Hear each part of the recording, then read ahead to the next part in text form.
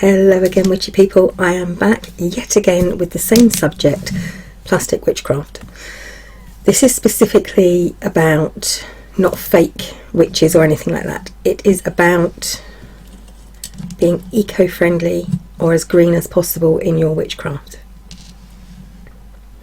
It's a subject that seems to have taken over the internet, especially the pagan community of late, and this will possibly be the last video I will make about the subject, because personally I feel that some areas of our community are becoming almost militant about this subject, and whilst it's all very good to try and be as kind as possible to Mother Earth whilst we practice in our own spiritual way, it's not something in any way that you should shove down someone else's throat, whether they be a pagan or not.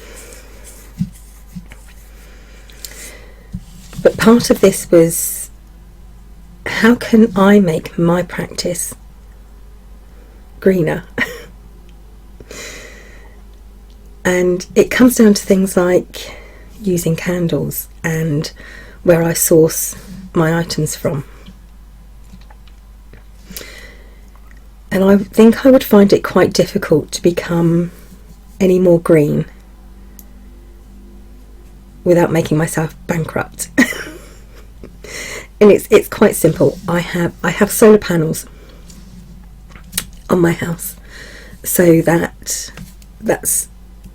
reusable free energy. I use as little water as I possibly can. That's one of my most important things. Water is so precious.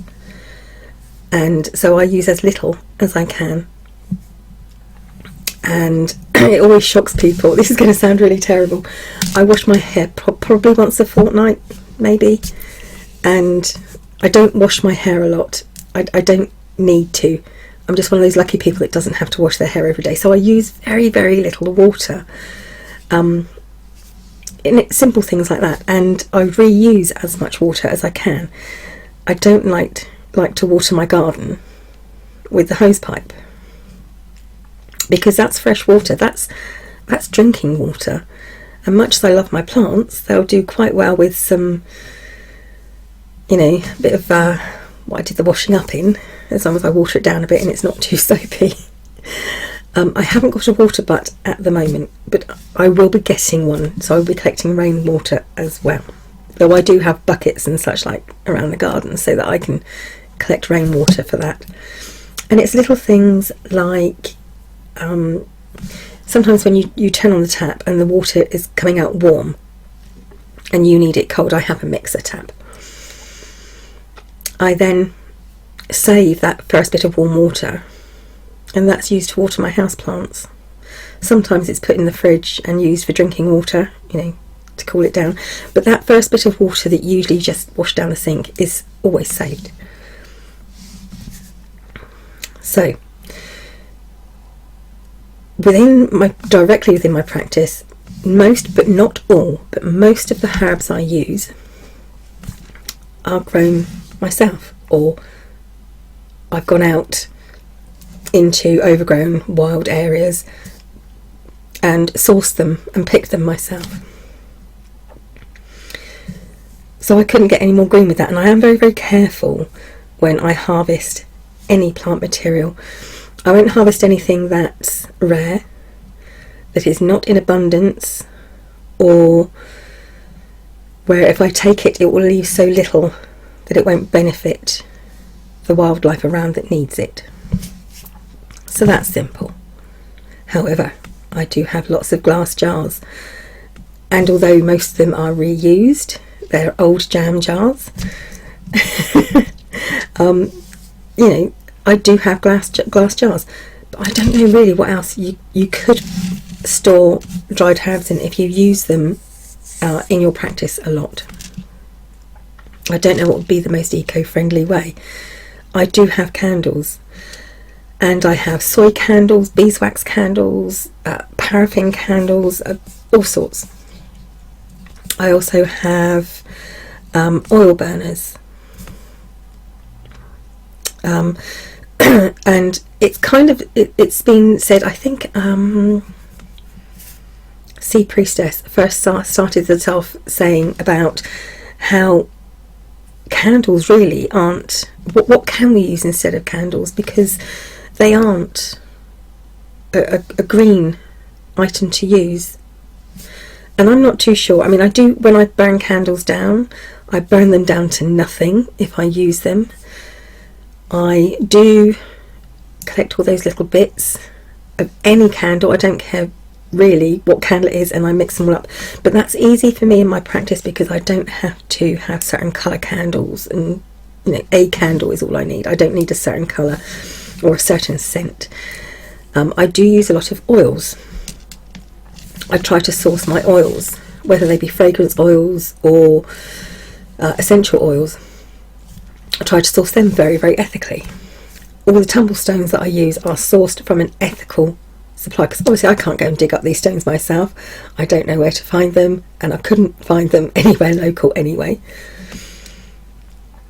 But I do, and I've mentioned the place before, it's Craftmore, and they are very ethical. They're very careful where they get their tumble stones from, and they quite often tumble their own stones as well.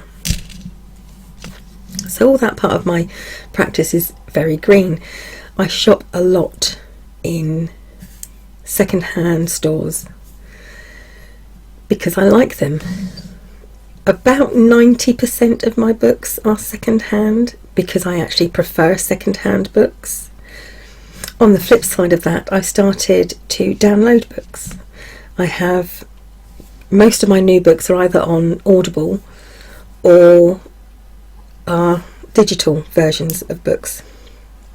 But of course, then you've got to think, that's all fair and good. I have all these digital versions of books, but the devices that I use them on, and I need to listen to them on or read them on, aren't particularly green either. So there's always going to be, I think, a plus and a minus side to no matter what you use.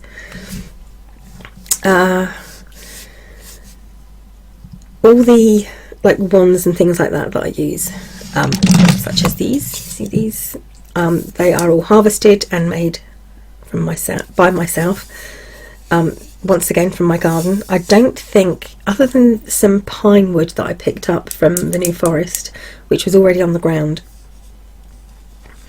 I haven't, all my wands are made from products from my garden, or on the side of my garden I've got like hawthorn bushes growing and stuff, so I can pick a lot from there, even though it's technically a council plant. They're not pruning them, so I have to, so I get the benefit of pruning them. So in my practice, I can't see how I could be much more green than I am. However, as a shop owner and a seller, I am not very green. I am not very eco-friendly. Now, most of what I sell, like I said, the tumble stones are sourced from the same place my own personal supply is sourced, so I know they're ethical. About, once again, about 90-95% of the dried plant material that I use is from my own garden or my own local area. But I use wooden boxes a lot, and I get those from the cheapest place I can. And I'm thinking to myself, that may not be very ethical in the long run, or the short run for that matter. It may be very, I don't know where these boxes have come from, and I've tried writing to the company that I buy them from, and they won't tell me where their boxes come from. They say, oh, we'll refer you to our sales department, and they just think I'm trying to sort of like get in on their on their supplier and and go direct to their supplier, so they won't tell me where they come from. One quite high up person in the company said that they all come from sources in the UK where I live. However, that's just one person telling me, and I can't verify that really. So the parts the things that I sell, the parts of my online store that come from my own practice, yes, they're quite green, I suppose. But I don't think in any way, shape or form that I can be 100% green. I can't live off the grid in any way. I live in a modern society where I can't, you know, I have telephones and computers and a mobile phone, and I have an electric cooker, but yes, I do have solar energy, but my whole house isn't powered by solar energy, that's for sure. Incense, I do make my own. However, I also buy quite a lot, and that probably isn't the best thing for the planet. And although I do make my own loose incense blends, some of the ingredients in those blends I source from abroad. Now, I am quite happy to wait weeks and weeks and weeks for something to arrive so that it comes by boat rather than by plane. I don't like Airmail very much. But when people buy things from me, that's not something that they're happy to do. They want things as soon as possible, so quite often you use Airmail. So once again, you are using, you know, and I think air travel is the worst thing. I've never been on an airplane myself. I never will go on an airplane myself, which is a bit of being hypocritical, because obviously I don't want to go on an airplane myself. Partly is because I don't want to be on a plane. It's not flying that I'm afraid of. It's if the plane ever stops flying and decides to land unconventionally, shall we say. But also the fact that I know how much damage that is doing to our environment. Airplanes are the worst.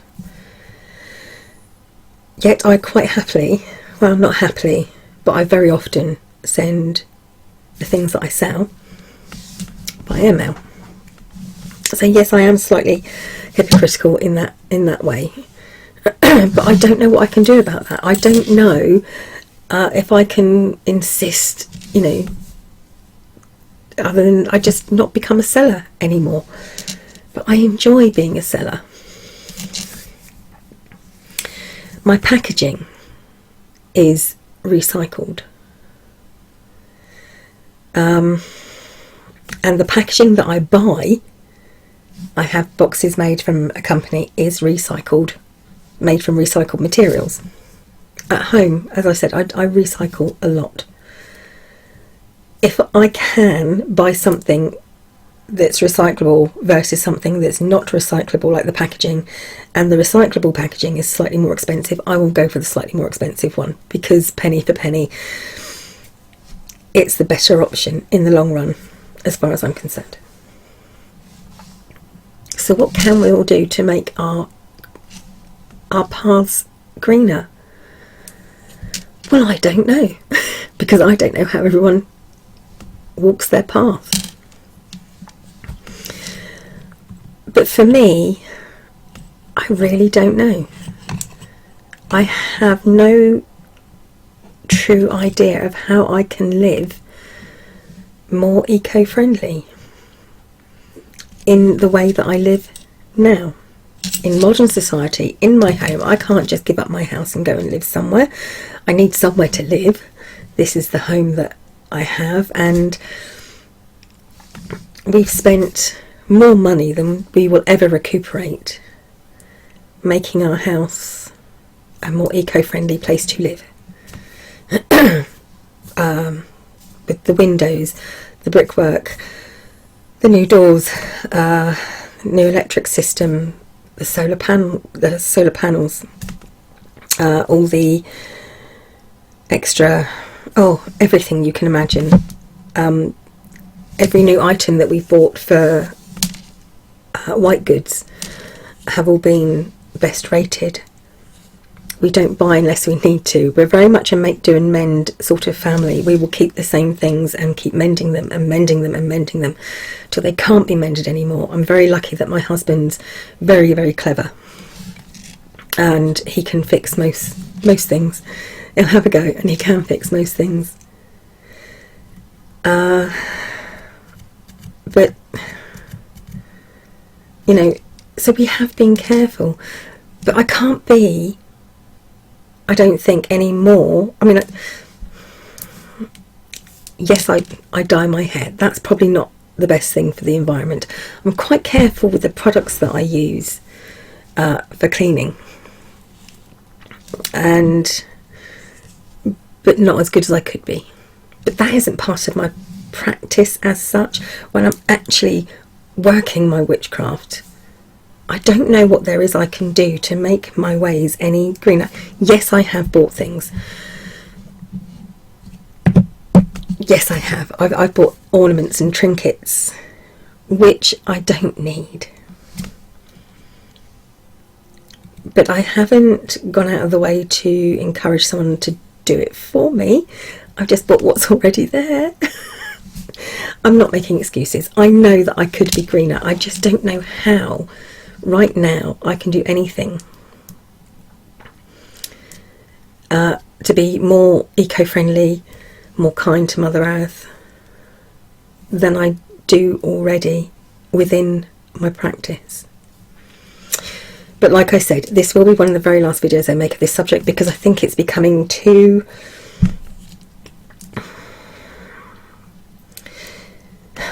people are becoming too militant about it. It's taken over some pages and blogs and internet discussions, and like I said, it's important. I know it's important, but it's not so important that you need to tell people